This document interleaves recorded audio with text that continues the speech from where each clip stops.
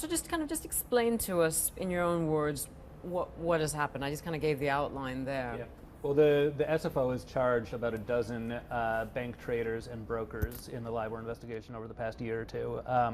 A bunch have pleaded not guilty. Today we've learned that actually last week in a closed court hearing there was a guilty plea from someone that the SFO is describing as a senior banker. So this is the first guilty plea that's a milestone for the SFO because they've been struggling to prove their mettle in these cases, and so this helps them make the case.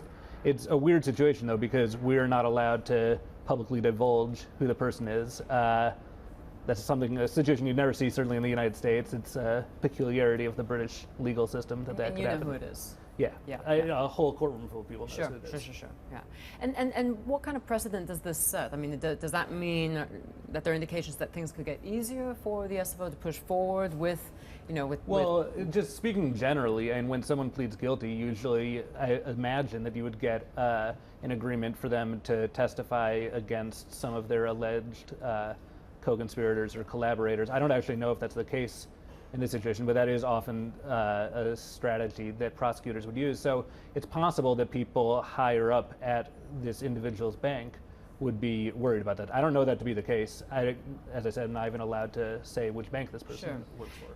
What is it that the SFO wants at this stage? I mean, do they want to drag out the trial to gain as much attention regarding the trial as possible? Do they want to wrap it up quickly? Are they trying to get as large as possible fines from the banks? The SFO wants to win, and that's the bottom line. I don't think they care particularly how they do it. They want to rack up some convictions, whether that's through guilty pleas or through trials, and they need to win because the director of the SFO, David Green, has staked his reputation, his institution's reputation, on the success of this. Yeah. What do you think happens next? I mean, after this now? Well, so there already, as I said, there are 11 other individuals who are facing charges. Some of them have pleaded not guilty. One of those is Tom Hayes, whose trial is now supposed to go on. We thought that was going to be starting in January. We learned today that that's actually not likely to happen until next May.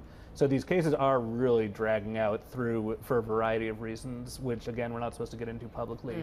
But there's, in the U.S., we're also seeing that we reported last night that the Deutsche Bank is nearing a settlement with the U.S. and U.K.